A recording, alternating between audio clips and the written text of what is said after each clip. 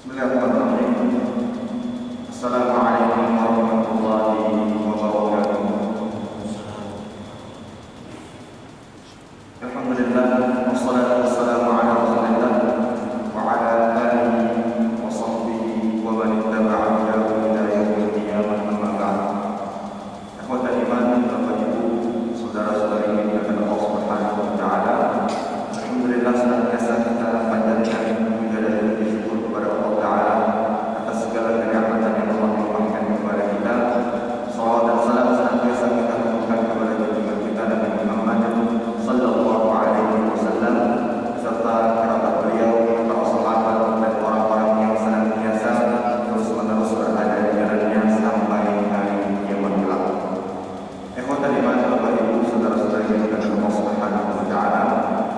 Tema kajian kita pada pagi hari ini yaitu aku ingin masuk surga bersama keluarga. Masuk surga dan dijauhkan dari siksa api neraka merupakan cita-cita setiap manusia. Bahkan orang kafir sekalipun tatkala digambarkan kepadanya kenikmatan surga, niscaya ia menginginkannya. Hal ini disebabkan karena tabiat manusia menyukai segala macam kenikmatan dan membenci segala macam kesengsaraan. Akan tetapi bagi orang-orang yang beriman dengan keimanan mereka, ketakwaan mereka, ketaatan mereka kepada Allah Taala, Allah Subhanahu wa taala berjanji menyediakan segala macam kenikmatan bagi hamba-hamba yang beriman di surganya kelak. Sebagaimana Allah Ta'ala berfirman dalam surat Fussilat ayat 31, "Walahum fiha ma tashtahi anfusuhum wa lahum fiha ma tad'un." Di dalam surga engkau akan memperoleh segala macam kenikmatan apa yang engkau inginkan, dan akan memperoleh dalam segala macam kenikmatan apa yang engkau inginkan. Ini janji Allah Ta'ala, segala macam kenikmatan. Mungkin di dunia kita punya keinginan-keinginan yang tidak terwujud dengan keterbatasan kita. Namun kita sabar menahan diri dari melakukan apa yang Allah murkai.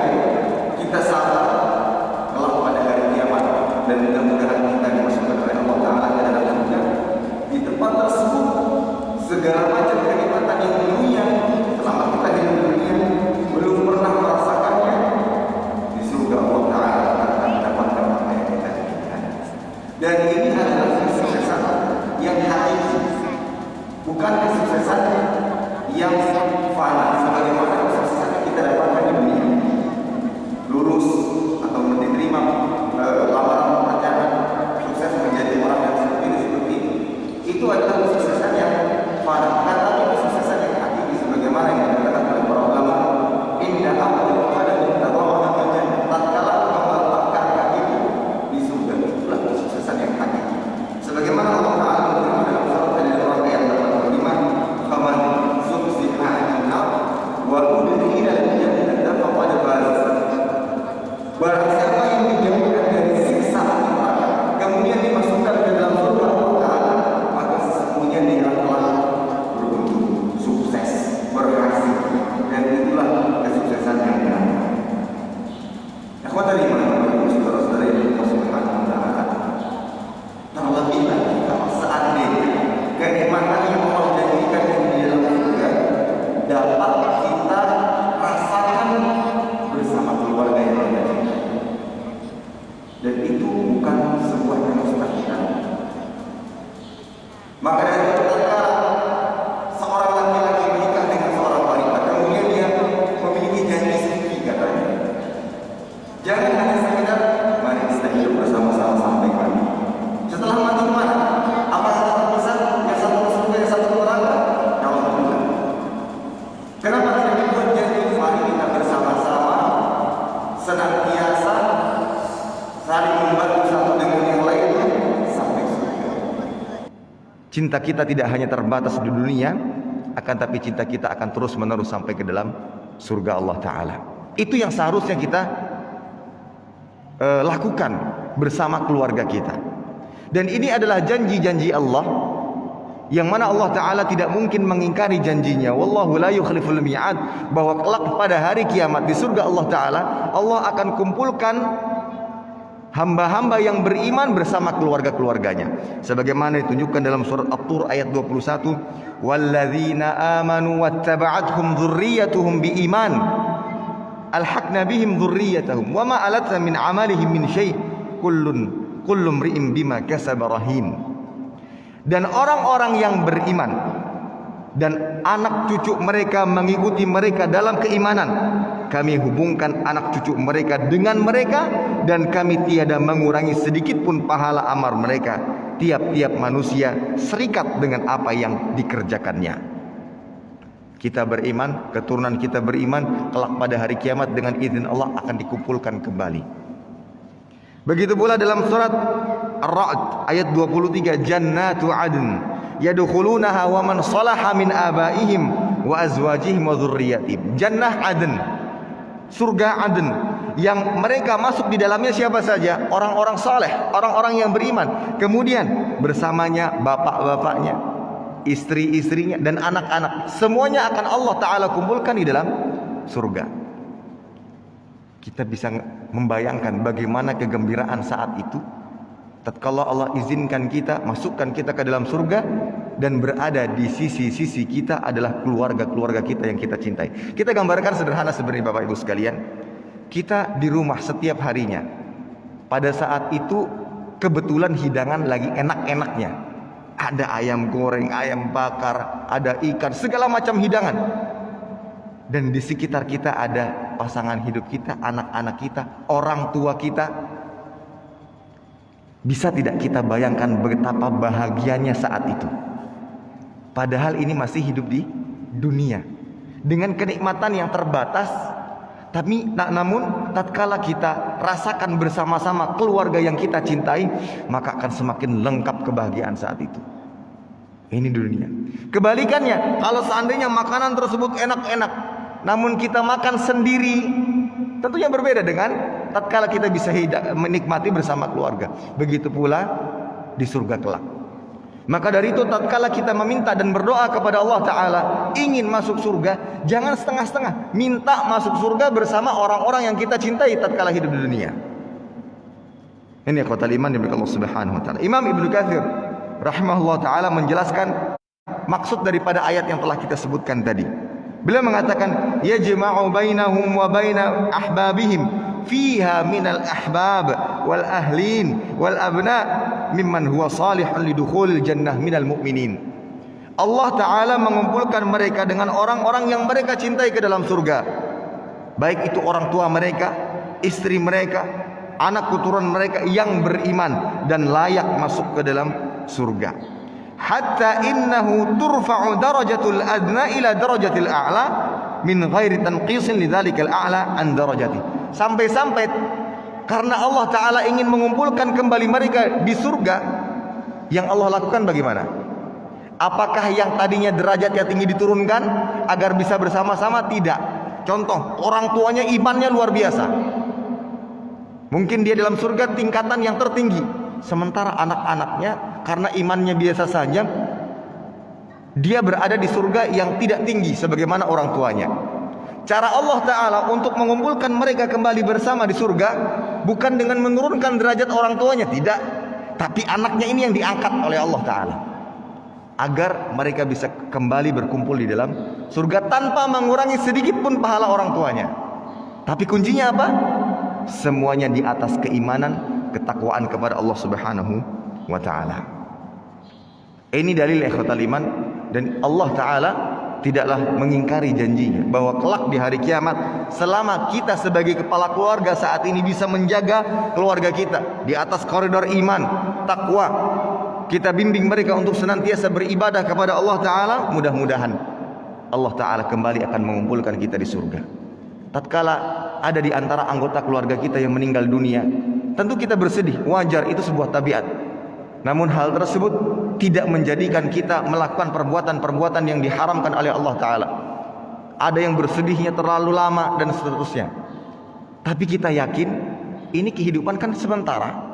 Ibaratnya seperti ini, tatkala ada keluarga kita yang meninggal dunia, Ibaratnya adalah dia duluan berangkat, naik pesawat duluan. Tapi kalau tujuannya sama-sama ke Jakarta, kira-kira ketemu apa tidak? Insya Allah ketemu. Namun tatkala yang satu ke Jakarta, yang satu ke Surabaya, yang satu ke Sumatera, nggak akan ketemu. Maka seperti itu, mungkin ada di antara anggota keluarga kita yang duluan meninggal dunia. Namun kalau seandainya tujuan penerbangannya sama, kita sama-sama menjaga keimanan dan kita ingin masuk ke dalam surga, insya Allah di surga kelak akan dipertemukan oleh Allah Ta'ala. Lantas ikhwatal iman yang dimuliakan Allah Subhanahu wa taala, apa yang harus kita lakukan? Terlebih kepala keluarga, apa yang harus dia lakukan untuk mewujudkan keinginan tersebut? Ingin masuk surga bersama keluarga. Dalam kehidupan dunia, tatkala kita memiliki cita-cita, kita sadar cita-cita tersebut tidak mungkin terwujudkan kecuali kita melakukan langkah-langkah yang bisa mengarahkan kepadanya. Seorang dokter misalnya, ada seseorang yang ingin menjadi seorang dokter. Kira-kira bisa apa tidak menjadi dokter, nggak pernah sekolah, tiba-tiba ketika kuliah masuk kuliah jurusan mungkin mesin dan semisalnya, kemudian jadi dokter spesialis? Saya rasa mustahil. Ini di dunia kita sepakat akan hal itu, bahwa seseorang yang ingin mendapatkan sesuatu, mencapai cita-cita tertentu, dia tidak mungkin mencapainya tatkala langkah atau jalur yang dia titi tidak sesuai dengan apa yang bisa menyampaikannya kepada hal tersebut. Maka sama halnya dengan di akhirat. Seseorang yang ingin masuk ke dalam surga, maka satu-satunya cara adalah dengan menempuh jalan sebagaimana yang Allah Ta'ala perintahkan dan Rasulnya Sallallahu Alaihi Wasallam contohkan. Pada dasarnya ikhwatal iman yang Allah Subhanahu Wa Ta'ala, kita sebagai umat Nabi Muhammad Sallallahu Alaihi Wasallam ini sudah mendapatkan jaminan masuk surga. Sadar atau tidak sadar, kita ini semuanya sudah dapat jaminan masuk surga. Dan kita paham kan maksud daripada jaminan. Jaminan itu membuat seseorang aman, nyaman. Contoh sederhana, kita ingin melamar pekerjaan. Orang-orang lain semua khawatir, takut, segala macam cara dia lakukan agar dia diterima. Satu orang datangnya juga terlambat ketika ingin wawancara, pakaiannya mungkin sederhana, nggak terlalu berlebih-lebihan. Tapi kenapa dia tenang? Oh, ternyata pemilik perusahaan adalah saudara bapaknya sendiri. Ada jaminan, nyaman dia, tenang. Itu yang dimaksud dengan jaminan. Kita ini sebenarnya ikhwatal iman sudah mendapatkan jaminan masuk surga oleh Nabi Shallallahu Alaihi Wasallam. Dalilnya apa? Disebutkan dalam hadis yang dikeluarkan oleh Imam Bukhari, derajatnya sahih. Kullu ummati yadkhulunal jannata illa man aba. Setiap umatku ini pasti masuk surga. Illa man aba, kecuali yang menolak. Nah itu. Ini yang repot. Padahal sudah dapat jaminan dari Nabi Shallallahu Alaihi Wasallam. Lantas kenapa ada di antara umat Nabi Muhammad Shallallahu Alaihi Wasallam yang menolak? Inilah yang membuat para sahabat terheran-heran. Siapa gerangan yang menolak masuk ke dalam surga? Maka Nabi Shallallahu Alaihi Wasallam menjelaskan, man ata'ani dakhalal jannah wa man asani faqad aba. Nah itu ternyata jawabannya. Yang taat kepadaku inilah yang mendapatkan jaminan masuk surga. Wa man asani faqad aba. Sementara yang bermaksiat sejatinya dialah yang telah menolak masuk ke dalam surga Allah Subhanahu wa taala. Maka dari sini ikhwatal iman dapat kita ambil kesimpulan bahwa langkah yang tepat sebagai kepala keluarga dalam membimbing keluarganya adalah membimbing mereka untuk senantiasa mewujudkan keimanan pada diri mereka, menjalankan segala perintah dan menjauhi segala larangannya, sebagaimana Allah Ta'ala berfirman dalam surat An-Nisa ayat 122, walladzina amanu wa amilus salihat sanudkhiluhum jannatin tajri min tahtiha al-anhar khalidina fiha abada wa'adallahi haqqan wa man asdaqu minallahi qila. Orang-orang yang beriman dan mengerjakan amal soleh, ini syaratnya, beriman, beramal soleh, beriman dan beramal soleh. Apa kata Allah Ta'ala? Sanudkhiluhum jannatin, kami kelak akan memasukkannya ke dalam surga yang mengalir di bawahnya sungai-sungai. Tidak terbayang keindahan surga yang Allah janjikan bagi hamba-hamba yang beriman. Khalidina fiha abada, bukan hanya sekedar masuk sebentar. Ada seseorang yang bisa merasakan nikmatnya tinggal di sebuah hotel mewah, mungkin semalam puluhan juta bisa jadi, tapi sementara. Cuma sebentar dia merasakan kenikmatan tersebut. Ada seseorang yang bisa menikmati hidangan yang luar biasa tatkala diundang sebagai tamu misalnya. Dia bisa menikmati tersebut, tapi sementara. Apa faedahnya? Tapi kalau di surga, khalidina fiha abad, selama-lamanya akan mendapatkan segala macam kenikmatan yang ada di dalamnya. Wa'dallahi haqqa, dan janji Allah Jalla wa ala benar. Dan Allah tidak mungkin mengingkari janjinya. Wa man asdaqu minallahi qila. Dan siapa lagi yang lebih benar perkataannya melainkan Allah Subhanahu wa taala. Baik ikhwatal iman yang dimuliakan Allah Subhanahu wa taala, berikut ada beberapa poin yang betul-betul harus diperhatikan oleh kepala keluarga, karena kita lah yang bertanggung jawab. Betul-betul harus diperhatikan oleh kepala keluarga bagaimana cara dia mengarahkan dan membimbing keluarganya agar bisa masuk surga bersama-sama. Yang pertama ikhwatal iman adalah menjaga keimanan keluarga. Menjaga keimanan keluarga. Ini sangat penting. Ada di sebuah kajian seseorang bertanya, "Ustadz, apa yang saya harus lakukan? Keluarga saya atau kalau tidak salah anak saya keluar dari agama Islam." Itu adalah kabar yang sangat menyedihkan dibandingkan kehilangan seluruh harta. Hartanya habis semuanya. Tidak satu pun yang tersisa untuknya. Itu tidak sebanding dengan tatkala dia mendapatkan musibah anaknya keluar dari agama Islam. Tidak akan pernah bisa bersama-sama di surga. Sebagaimana Nabi Nuh alaihi salam tidak akan pernah bisa berkumpul dengan anak dan istrinya. Kenapa? Tidak di atas keimanan. Asiyah, seorang wanita salihah, tidak akan pernah berkumpul dengan suaminya Fir'aun. Kenapa? Karena Fir'aun tidak berada di atas keimanan. Maka penting sekali sebagai kepala keluarga kita menjaga keimanan keluarga kita yang menjadi tanggung jawab kita. Begitu pula anak kepada orang tuanya, orang tua kepada anaknya, suami kepada istrinya, istrinya kepada suaminya. Tujuannya apa? Agar kita bisa senantiasa menjaga keimanan. Iman terjaga, insya Allah masuk surga bersama-sama. Dalilnya sudah kita sebutkan tadi. Walladzina amanu wattaba'athum dzurriyyatuhum biiman. Orang-orang yang beriman dan anak cucu mereka mengikuti mereka dengan keimanan. Kuncinya situ. Sama-sama memiliki tiket iman yang sama. Selalu menjaga keimanan yang sama.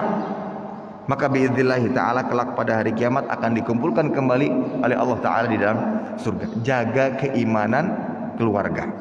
Jaga keimanan keluarga. Baik. Lantas bagaimana cara menjaga keimanan keluarga ya ikhwatal iman? Poin yang kedua yang harus dilakukan oleh kepala keluarga, membiasakan amal soleh dalam keluarga. Cara mewujudkan keimanan, membuktikan keimanan pada diri seorang hamba adalah dengan amal soleh. Dan iman dan amal sebuah atau dua hal yang tidak bisa dipisahkan. Dua hal yang tidak bisa dipisahkan satu dengan yang lainnya. Maka dari itu akidah ahlu sunnah wal jamaah, iman itu apa? Qaulun bil lisan wa i'tiqadun bil janan wal amalu bil jawarihi wal arkan. Itu iman. Iman itu diucapkan dengan lisan, diyakini dengan hati, dikerjakan dan dilakukan dengan anggota badan. Itu iman. Tidak sebagaimana kelompok-kelompok yang menyimpang, mereka mengeluarkan amal dari keimanan. Kata mereka, oh iman itu tidak ada kaitannya dengan amal. Sehingga mereka berani mengatakan pelaku dosa besar sama imannya dengan Abu Bakar, sama imannya dengan Umar radhiyallahu taala anhuma. Nauzubillah. Tentunya ini adalah pendapat yang menyimpang. Kenapa? Mereka menganggap iman itu cukup di lisan, diyakini. Mau dia berdosa besar, mau dia taat, mau sholat malam terus, puasa sunnah terus misalnya, tidak akan menambah keimanannya. Ini menurut pendapat mereka. Maka ini adalah pendapat yang menyimpang. Namun ahlu sunnah wal jamaah tidak demikian. Amal bagian daripada keimanan, dan cara membuktikan keimanan pada diri seorang hamba pada amalnya, ya, pada amalnya. Dan inilah cara kita untuk menjaga keimanan dalam diri kita. Kepala keluarga menjaga keimanan dalam keluarganya adalah membimbing mereka untuk senantiasa beramal soleh, beribadah kepada Allah Subhanahu wa taala. Sebagaimana dalam perkara salat Allah taala berfirman dalam surat Thaha ayat 132, "Wa'mur ahlaka bis-shalah wastabir 'alaiha." Perintahkan keluargamu untuk salat dan sabarlah. Ini diantara ibadah yang betul-betul harus diperhatikan oleh setiap kepala keluarga. Jangan sampai ada salah satu anggota keluarganya tidak sholat. Kenapa? Karena sholat adalah ibadah yang pertama kali dihisab oleh Allah Ta'ala pada hari kiamat. Kalau sholatnya baik, akan menjadi tolak ukur amal ibadah yang lainnya baik. Kebalikannya, kalau seandainya buruk, maka buruk pula amal yang lainnya. Dan apalagi ikhwatal iman, terdapat ancaman keras dalam agama Islam bagi siapapun yang meninggalkan sholat, terutama sholat wajib dalam hal ini. Tatkala dia tidak mengerjakannya dengan tidak meyakini bahwasanya itu adalah wajib, dia keluar dari agama Islam. Tidak mengerjakan sholat karena yakin, oh sholat nggak wajib kok. Keyakinan ini yang bisa mengeluarkannya dari Islam. Bahaya. Atau tatkala dia meninggalkan sholat atau sama sekali tidak pernah sholat seumur hidupnya, dimulai dari balik sampai meninggal dunia, ini juga dikatakan oleh para ulama terancam bisa keluar dari agama Islam. Karena perkara sholat adalah perkara yang sangat fatal di dalam agama Islam kalau seandainya tidak dikerjakan. Dalilnya apa? Al-ahdul ladzi bainana wa bainahum shalah faman tarakaha faqad kafar. Perjanjian, pembeda, pembatas antara kita orang-orang beriman dengan orang-orang yang tidak beriman adalah sholat. Maka dari itu sholat ini sangat penting, harus dijaga oleh setiap manusia. Kepala keluarga memiliki tanggung jawab dan kewajiban memastikan keluarganya senantiasa beribadah, terutama sholat untuk Allah Subhanahu wa ta'ala. Dan tentunya masih banyak amal-amal yang insya Allah kita akan sebutkan nantinya. Kemudian yang ketiga, ikhwatal iman, yang harus dilakukan oleh kepala keluarga adalah menjaga diri dan keluarga dari siksa api neraka. Selain kita perintahkan atau bimbing keluarga untuk senantiasa beramal soleh, beribadah kepada Allah Ta'ala, kita juga menjaga mereka dari siksa api neraka. Ini langkah yang berikutnya, bagaimana cara kita memastikan keluarga senantiasa berada di atas keimanan. Sebagaimana Allah Ta'ala berfirman dalam surat At-Tahrim ayat ke-6, "Ya ayyuhalladzina amanu qu anfusakum wa ahlikum nara." Wahai orang-orang yang beriman, jagalah diri kalian, keluarga kalian dari api neraka. Bagaimana bentuk cara kita untuk menjaga keluarga kita dari siksa api neraka? Kita lihat keluarga kita melakukan pelanggaran, sampaikan, tegur. Anak perempuan kita keluar rumah tanpa menggunakan hijab, sampaikan, tegur, nasihati. Ketika anak istri kita melakukan pelanggaran syariat, maka kita sampaikan. Apalagi kita kepala keluarga yang memiliki power dalam keluarga. Bukan masalahnya nanti kita urusan masing-masing, tidak. Ya biar saja Ustaz, kan nanti di akhirat kita masing-masing. Kita ini kepala keluarga, kita yang akan pertama kali ditanya oleh Allah Ta'ala sebelum mereka. Itu tanggung jawab besar kepala keluarga. Ya. Di hari kiamat kelak, sebelum anak-anak kita ditanya, sebelum istri kita ditanya, yang pertama kali akan ditanya oleh Allah Ta'ala adalah kita sebagai kepala keluarga. Apa yang engkau lakukan? Apa yang engkau berikan kepada keluargamu? Kalau seandainya hujah kita kuat, oh saya sudah menasihati ini dan ini, barulah mereka ditanya. Tapi kalau seandainya kita ternyata tidak memberikan bimbingan yang baik, kita biarkan kemungkaran-kemungkaran terjadi di rumah kita, tanpa ada teguran, tanpa ada nasihat, tanpa ada bimbingan, maka kita akan mendapatkan hukuman, azab dari Allah Ta'ala. Walaupun kita sholat, puasa, zakat, haji, sementara kita membiarkan kemungkaran terjadi di rumah kita yang kita merupakan anggota kepala keluarganya. Inilah maksud daripada perintah Allah Ta'ala untuk menjaga keluarga dari siksa api neraka. Terlebih lagi ikhwatal iman, ada sebuah gelar, laqab bagi kepala keluarga yang buruk, yang dikenal dengan dayuth. Saya rasa mungkin kita pernah mendengarnya. Dayuth ini ikhwatal iman adalah seseorang yang tidak memiliki sifat cemburu.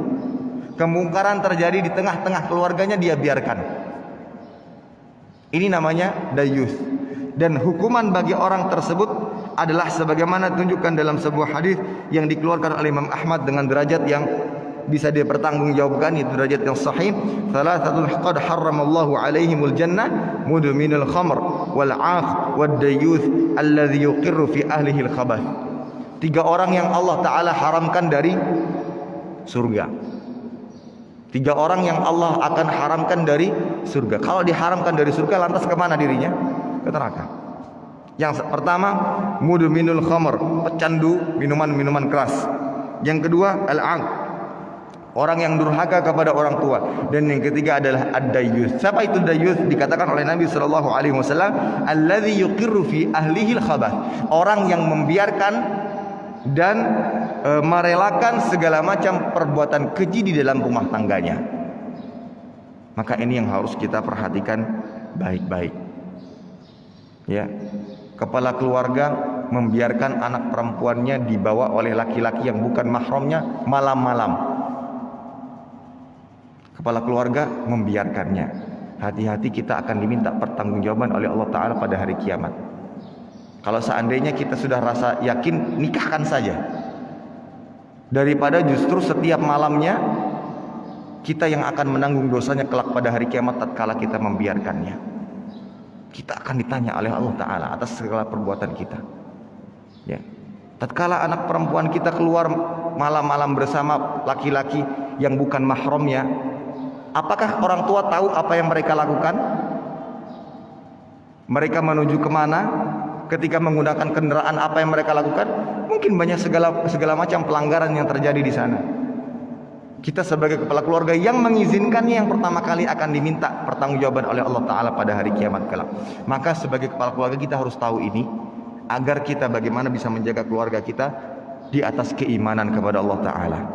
Jangan sampai kita membiarkan segala macam kemungkaran terjadi di tengah-tengah keluarga kita, sehingga kita dicap sebagai dayyuth. Dayyuth adalah seseorang yang membiarkan segala macam kemungkaran terjadi di tengah-tengah keluarga, yang mana akibatnya tidak akan mencium bau surga, tidak akan dimasukkan oleh Allah Ta'ala ke dalam surga. Na'udzubillah min dzalik. Dari poin-poin tersebut, ikhwatal iman, baru kita sadar bahwasanya tanggung jawab kepala keluarga itu bukan hanya sekedar sebatas materi yang kita berikan, nafkah yang kita berikan. Setelah kita berikan nafkah, uang segala macamnya, sudah lepas tanggung jawab saya. Tidak. Tapi banyak sekali tanggung jawab kepala keluarga. Dia harus memberikan waktu luang bagi keluarganya untuk memberikan nasihat, bimbingan. Tidak disebutkan dengan pekerjaan, bisa jadi di sana ada majelis khusus di tengah keluarga, nasihat dari kepala keluarga, dan seterusnya. Ini tujuannya apa? Kita menjalankan amanah kita sebagai kepala keluarga dengan baik. Perhatikan ya ikhwatal iman, Nabiullah Ya'qub alaihi salam menjelang wafat masih sempat memberikan bimbingan kepada keluarganya, kepada anak-anaknya. Sebagaimana Allah Ta'ala sebutkan dalam surat Al-Baqarah ayat 133, Am kuntum syuhada idh hadara Ya'qub al-maut idh qala li banihi ma ta'buduna min ba'di qalu na'budu ilahaka wa ilaha abaika Ibrahim wa Ismail wa Ishaq ilahan wahida wa nahnu lahu muslimun. Adakah kamu bersaksi, hadir atau mengetahui tatkala Nabi Ya'qub alaihissalam kedatangan tanda-tanda kematian atau wafat? Ketika itu dia berkata kepada anak-anaknya, apa yang kamu sembah sepeninggalku ini?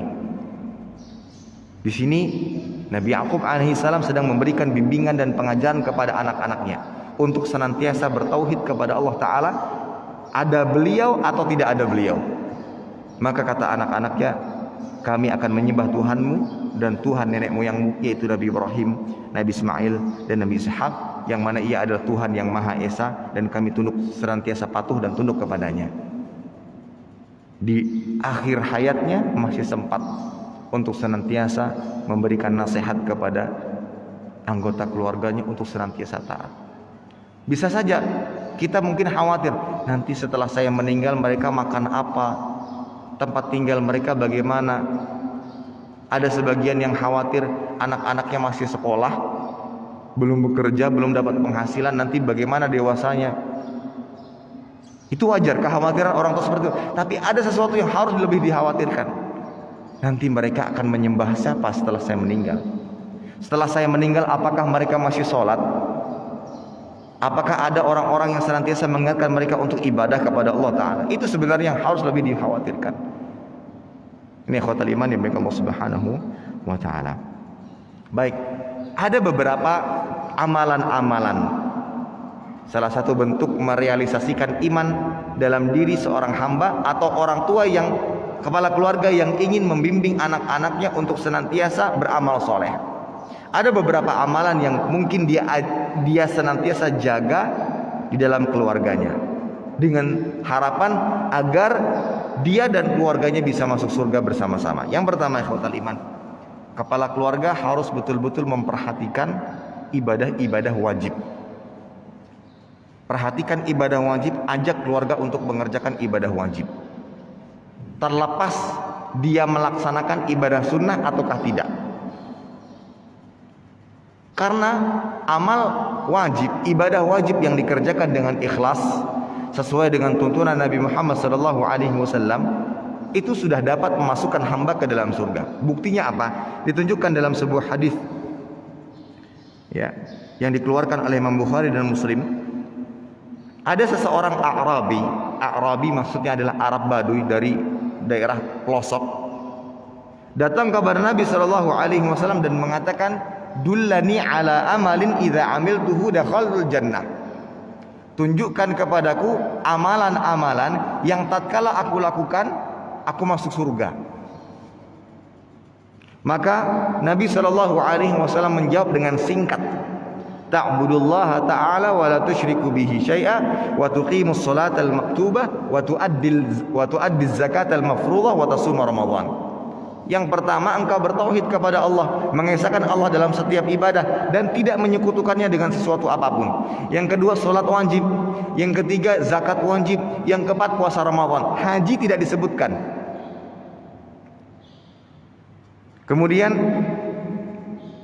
A'rabi tersebut mengatakan, setelah mendengar apa yang dikatakan oleh Nabi SAW, qala walladzi nafsi biyadi la azidu ala hadza.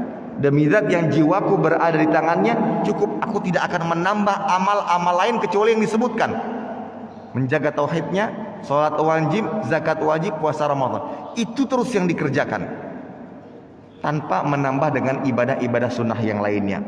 Setelah orang tersebut berlalu lewat, Nabi SAW berkata kepada para sahabatnya, ini dalil yang menunjukkan ibadah wajib sebenarnya kalau kita jaga kualitasnya, itu sudah cukup memasukkan kita ke dalam surga. Nabi SAW bersabda, man sarrahu an yanzura ila rajulin min ahlil jannah falyanzur ila hadza. Siapa yang ingin melihat seseorang dari penduduk surga, orang ini berlalu, masih kelihatan punggungnya mungkin. Siapa yang ingin melihat salah satu penduduk surga, coba lihat orang tadi.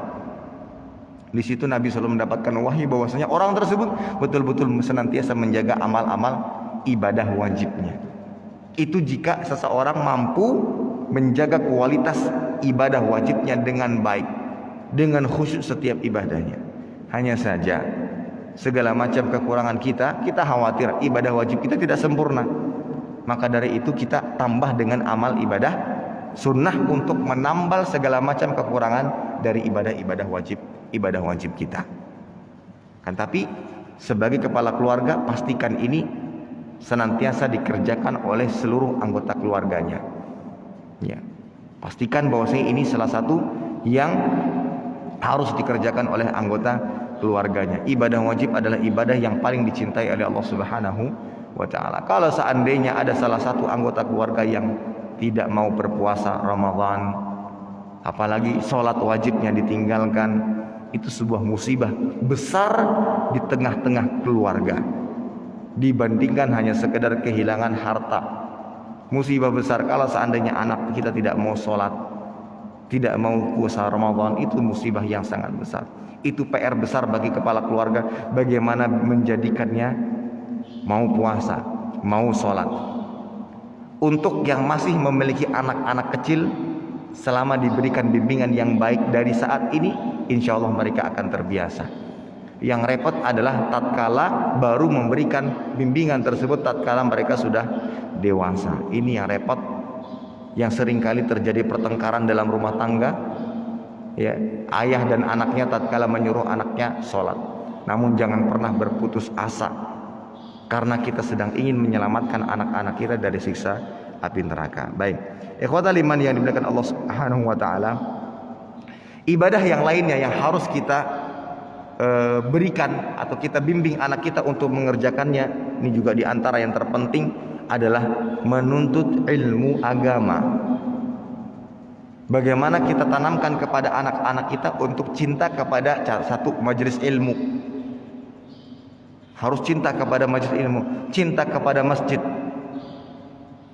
dan itu akan sebanding seberapa banyak kita mengajak mereka ke mall atau ke masjid. Kalau lebih sering kita ajak mereka ke tempat-tempat hiburan, tempat-tempat permainan, kira-kira lebih suka mana mereka? Nah, kita kan bisa menimbang sendiri. Tapi kalau seandainya kita ingin mereka cinta dengan masjid, kita ajak mereka ke masjid. Ketika di masjid, mereka akan bertemu dengan orang-orang baik. Mereka akan tumbuh bersama dengan teman-teman yang baik yang sama-sama cinta dengan masjid, dengan majelis ilmu. Ini yang harus kita tanamkan kepada anak-anak kita, kepada pasangan hidup kita, untuk cinta kepada lingkungan-lingkungan yang baik. Maka dari itu masjid disebut sebagai baitun min buyutillah, salah satu rumah daripada rumah-rumah Allah. Hal ini menunjukkan apa? Kebaikan-kebaikan yang ada di dalamnya. Dan orang-orang yang menimba ilmu agama duduk bermajlis seperti ini akan mendapatkan keutamaan yang amat luar biasa, yang sangat tidak boleh kita sepelekan. Sebagaimana Nabi sallallahu alaihi wasallam bersabda, "Man salaka tariqan yaltamisu fihi ilman, sahalallahu lahu bihi tariqan ilal jannah." Barang siapa yang menempuh sebuah jalan, Bapak Ibu sekalian, berangkat dari rumah menuju ke masjid dengan cuaca yang mungkin hujan, gerimis, dingin, namun dilalui, menempuh sebuah jalan. Apa tujuannya? Yaltamisu fihi ilman, dalam rangka menimba ilmu agama. Maka di setiap langkah kita atau mungkin di setiap putaran roda kendaraan kita, di situ ada kemudahan bagi setiap hamba untuk masuk ke dalam surga. Sahalallahu lahu bihi tariqan ilal jannah. Maka di situ Allah Ta'ala akan memudahkan setiap langkah kita menuju surga. Kita sudah diberikan jalan simpel, jalan mudah menuju surga dengan menimba ilmu agama, yang insya Allah tidak akan makan waktu lama. Paling tidak kajian maksimal 1 jam, 1,5 jam, atau mungkin 2 jam. Itu tidak sebanding dengan janji Allah Ta'ala masuk ke dalam surga. Kita duduk di majelis ilmu, mendengar, yang didengarkan adalah firman Allah, sabda Nabi SAW, duduk rapi, dan jaminannya adalah diberikan kemudahan masuk ke dalam surga. Berbeda dengan orang-orang terdahulu, kalau ingin menimba ilmu agama, ingin masuk surga dengan menimba ilmu agama, mereka menempuh perjalanan 1 bulan. Tidak ada kendaraan yang bisa mereka gunakan yang nyaman di bawah terik matahari. Bahkan mereka harus menjual hartanya, ya, aset-asetnya untuk menimba ilmu agama. Sekarang kita sangat mudah. Kalau seandainya tidak sempat ke majelis ilmu, alhamdulillah, di media-media dengan teknologi saat ini kita bisa mendapatkan pahala di tempat kerja kita, di rumah kita.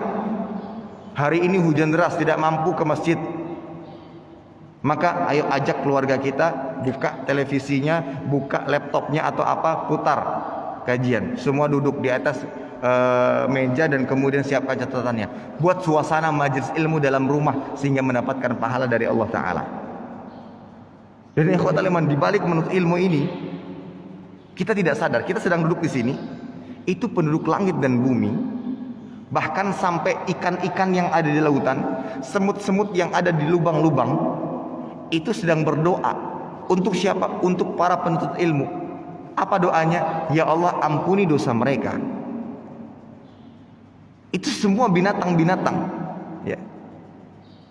Sebagaimana disebutkan dalam sebuah hadis, innal alim la yastaghfiru lahu man fis samawati wal ard hatta al hitanu fil bahr wa hatta al hut fil bahr. Sesungguhnya seorang alim, penuntut ilmu, itu akan diminta ampun, dimintai ampun oleh penduduk langit dan bumi, bahkan binatang-binatang seperti ikan-ikan yang ada di lautan. Berapa jaraknya antara masjid ini dengan lautan? Namun mereka akan meminta ampun bagi setiap orang-orang yang duduk bermajelis ilmu dan menimba ilmu agama. Kemudian pula di antara keutamaan yang lainnya adalah orang yang menimba ilmu agama dinyatakan sebagai orang yang sedang berjihad di jalan Allah Ta'ala. Man kharaja li talabil ilm kana fi sabilillahi hatta yarji. Orang-orang yang keluar dalam rangka menimba ilmu agama, ia ibarat orang yang sedang berjihad di jalan Allah Ta'ala sampai ia pulang kembali ke rumahnya. Berjihad. Jihadnya bagaimana? Duduk manis. Dan alhamdulillah fasilitas masjid sekarang luar biasa. Ada kipas angin, ada AC. Namun dapat pahala jihad. Kalau kita lihat buka sejarah-sejarah kita, sejarah-sejarah Islam saat itu, kalau jihad bagaimana? Pulang-pulang ke rumah penuh dengan lumuran darah, penuh dengan tusukan-tusukan pedang, tombak. Bahkan ada yang pulang dalam kondisi tidak bernyawa, dapat pahala jihad. Kita duduk rapi, manis, dengan segala macam fasilitas dapat pahala jihad. Itu luar biasa. Maka ini yang harus kita tanamkan kepada anak-anak kita. Mungkin saat ini ya mereka masih main-main seperti itu, tapi nantinya mereka terbiasa dengan lingkungan seperti ini. Terbiasa dengan cinta. Sampai-sampai ada anak-anak yang menangis-nangis ketika orang tuanya enggan mengajaknya ke masjid. Setiap orang tuanya sudah memakai peci, pakai baju, abi ikut. Itu sudah mulai tertanam pada diri mereka cinta kepada lingkungan masjid. Hanya saja ya kita berikan bimbingan kepada mereka untuk senantiasa lebih mencintai dan menyayangi kepada lingkungan-lingkungan yang baik. Baik. Ikhwatal iman yang dimiliki Allah Subhanahu wa taala, di antara yang harus kita ajarkan kepada anak-anak, kepada anggota keluarga adalah memiliki akhlak yang mulia. Memiliki akhlak-akhlak yang mulia dan terpuji. Dan Nabi SAW menyatakan dalam hadis bahwasanya yang paling banyak, amalan yang paling banyak memasukkan hamba ke dalam surga itu adalah amalan ini. Mungkin untuk sholat hanya sebagian saja. Orang-orang yang bisa luar biasa untuk senantiasa menjaga sholatnya. Atau mungkin ada puasa. Tapi kalau untuk akhlak mulia, banyak sekali di antara hamba-hamba Allah Ta'ala yang beriman, yang masuk surganya sebabnya apa? Akhlak mulia. Sebagaimana Nabi SAW bersabda dalam hadis yang dikeluarkan oleh Imam Tirmidzi dan Imam Ibnu Majah, "Aktsaru ma yudkhilun nasal jannah taqwallah wa husnul khuluq." Amalan yang paling banyak memasukkan hamba manusia ke dalam surga adalah takwa kepada Allah dan akhlak yang mulia. Akhlak yang mulia. Dan bisa jadi kita mendapatkan derajat yang tinggi yang mana tidak bisa kita dapatkan dari sholat kita, puasa kita, zakat kita, haji kita, dengan keterbatasannya. Kalau ketika kita sholat mungkin ada riaknya. Ketika kita sedekah ingin nama kita disebut-sebut. Ketika kita haji ingin nama kita disebut-sebut. Ada sesuatu yang merusak amal ibadah kita atau mengurangi pahalanya. Dalam arti banyak orang, tapi dengan akhlak mulia mungkin disitulah yang akan mengangkat derajat kita di sisi Allah Subhanahu wa taala. Dan inilah amalan yang paling banyak memasukkan hamba ke dalam surga. Pertanyaannya, apa sih akhlak tersebut? Maka dijelaskan oleh para ulama, di antaranya Hasan Al-Basri, beliau menjelaskan akhlak itu 3 hal.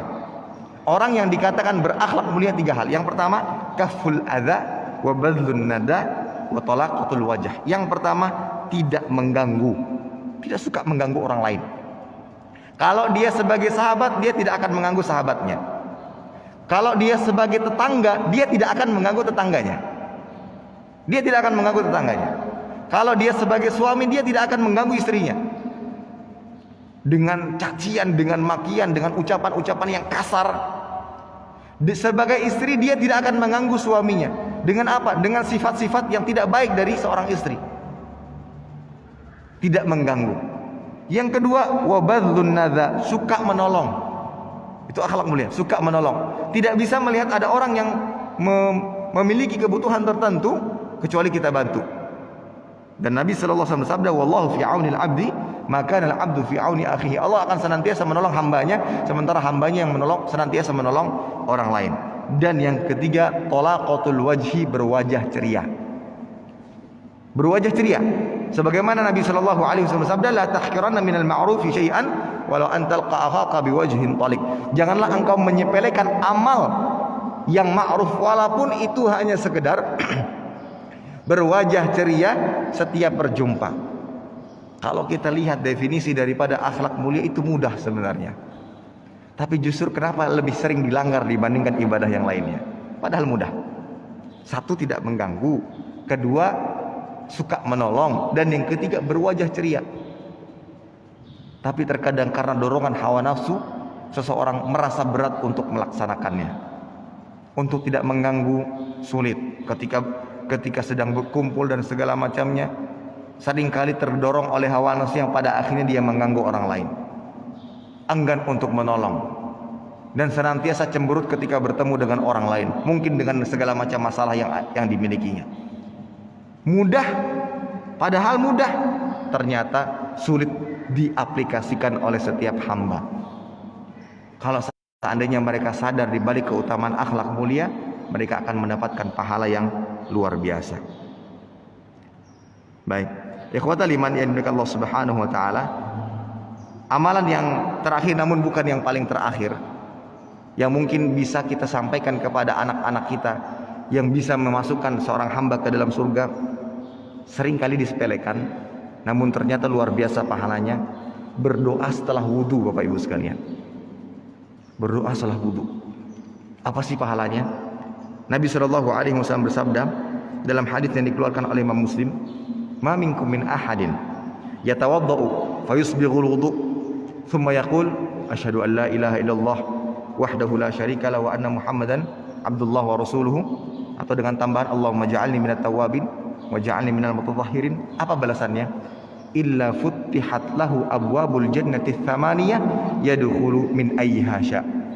Dia diperkenankan masuk ke dalam surga setelah dibuka 8 pintu surga dan dipersilakan masuk ke dalam surga dari pintu mana saja yang ia inginkan. Dengan apa? Dengan membaca doa setelah berwudu. Itu luar biasa ya ikhwatal iman. Maka dari pemaparan atau contoh beberapa amal-amal yang kita sebutkan, kita sadar sebenarnya kalau kita lebih mendalami ilmu agama, kita tahu bahwasanya jalan untuk menuju surga itu mudah bagi hamba-hamba yang betul-betul beriman kepada Allah Ta'ala. Mencukupi apa yang ada contoh dan dalilnya, kita kerjakan sesuai dengan tuntunan syariat agama, ikhlas karena Allah Ta'ala, maka di situ Allah Ta'ala memberikan jaminan dan janji bagi setiap hamba-hamba yang beriman masuk ke dalam surga. Wallahu ta'ala alam bissawab. Ini kiranya yang bisa kita sampaikan pada kesempatan kali ini, mudah-mudahan bermanfaat. Kurang lebihnya mohon maaf. Kita tutup dengan doa kafaratul majlis. Subhanakallahumma wa bihamdika asyhadu an la ilaha illa anta astaghfiruka wa atubu ilaik. Wassalamualaikum warahmatullahi wabarakatuh.